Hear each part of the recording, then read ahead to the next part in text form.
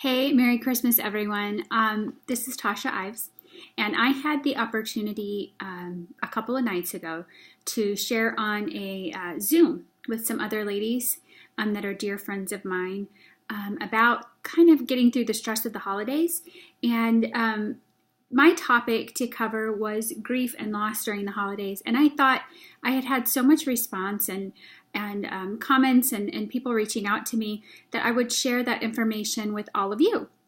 You know, I'm all about Facebook Live, and normally I do that, but I thought if I did it this way, then maybe there would be a way you could just share it a little more easily if there's someone that you know that could benefit from what I have to say. So most of you know our story.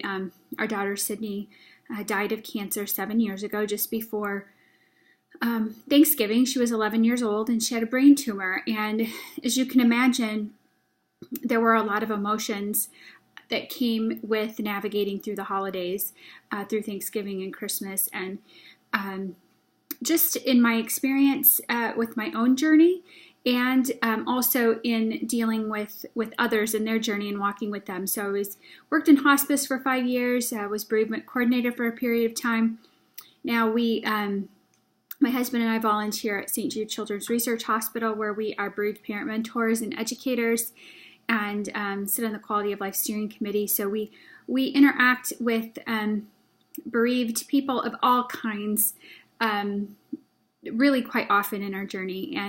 And so this is some of the things that I have kind of garnered from my experience personally and my experience and what I've drawn from other people in the holidays and grief journey. So there are a ton of emotions that come along with the holidays. You can get joy and sorrow mixed together, kind of intermingled. And the holidays can put a magnifying glass on that. So all of those things that you kind of feel on a regular basis with grief and loss, you know, when a holiday rolls around and it's, you know, traditionally a time that you celebrate with family and friends, when that loved one isn't there, it can cause mixed emotions when those things intermingle. So for me, I have to allow myself space during the holidays to feel what I feel, or honestly, I'm just not very nice to people. That's just kind of the reality of it. If I don't, I'm kind of a private griever. And what happens is if I don't get the chance to go where I need to go and deal with the grief, I put up this barrier and this kind of wall that's there. And unfortunately, my family and the ones close to me get the worst parts of me because instead of setting the tenor and having this quality time with my family, they're getting the junk of me if I don't deal with my grief. So logistically for me, that means I have to have a private space. So like we're going to my parents, we'll be going to our hometown for Christmas. And I just asked, you know, can we have a private room? Sometimes when there's family, you're just going to hang out with family, it's like, yeah, we'll just all crash wherever we need to crash, and everyone will just sleep wherever. I can't do that. The reason being, I don't necessarily know when something's going to hit. And if it hits, I have to have a place I can go. So that means kind of asking for that personal space. If that personal space isn't available, then, you know, it might require us making the investment into a hotel room or something like that, where I can have that private space to be able to just grieve how I need to grieve when things hit. Even a couple of years ago, we had some family come into town when we were living in Rockford, our old town. We currently live in Nashville. And a family member asked if they could stay at our house. They had some other options. They were going to sleep on our couch.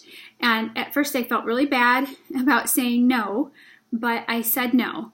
And I just kind of told them, honestly, I don't know how the grief will hit, and I have to be able to have the space to go there. And if you're sleeping on my couch, I'm not going to go there, and this is just going to turn into a big mess. So I told them no, and they were very grateful that I was honest with them about what I was feeling. They weren't offended by any means, and I'm glad that I followed my instinct, because I remember that year I came unglued in front of my Christmas tree. I was looking at ornaments, and I was remembering Christmas past. And I ended up grabbing pillows and blankets and kind of slept there underneath the tree and cried out my tough feelings in that moment. And I needed to go there and I needed to heal. And once I did that, I could then, go about the joy of the season. And I wouldn't have been able to do that had I not guarded my space to grieve, guarded my time to grieve. So I went there, had my moment, was able to do the rest of the holiday facility or traditions and things that we have going on. And the thing is, if you ignore your grief, you won't fully enjoy the joy. So if you ignore your grief in these moments and in this season, you're not going to feel the fullness of the joy of the season either, because there's always this kind of jumbled mess there that you can't really get around. It's a balance that I personally can't really afford to brush off. I can't just say, well, I'll just deal with it. I've done that, but if we want to actually enjoy our holidays to some aspect and find some peace and celebrate, I need to have those kind of boundaries in place. Just a couple of tips logistically for you if you are experiencing grief or loss at the holidays, whether it's your child or a other family member. Maybe it's a different kind of loss. Maybe it's a divorce, or there's a rift in your family, or things just aren't the same as they were before and you're feeling that loss and grief. Here are some things that might be beneficial to you. One is if tradition and what you've always done feels overwhelming to you and you just feel like, I can't go through with that without my loved one here. You don't necessarily have to just wipe it all away, but you know what? Don't do it. Consider changing it up. Change it. So if that tradition is too difficult, do something else. Maybe that just means you change the time of day that you open gifts, or on a different day, or you change something a little differently in how you buy or how you decorate. That really is up to you. You don't have to follow any specific rules on what the tradition is. Maybe keeping the tradition is what's important to you. Maybe you feel like, but this is what we always did with our loved one, and so we want to keep that the same. That's what would bring me comfort. Then do that. There, again, aren't any rules in regard to that. Maybe do something in memory of your loved one. We have a special candle, a little teal candle that we keep in this glass little votive thing, and we take that to our family gatherings, and we light that in honor of Sydney. And that's just a reminder that God's light still shines through her life. Even though she's not here on earth with us, she's still with us. And God is still using her and her story. And it's just this warm glow that's there to comfort us and remind us that she is still a part of us, even though we can't see her. And it's a way that, as a mom, I feel like I'm including her in our festivities. We're not leaving her out of the equation. She's definitely a part of it. So that's something that we do. We buy a gift for our son from her. So either some kind of memory or something that, a sister would buy for a brother. We do that every year. One of the other things you can do is to do something for somebody else. Don't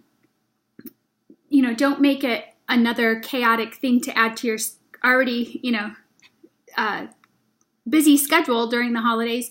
It could be as simple as, on a day that you're really having a hard time, to maybe send somebody flowers. I love to do that.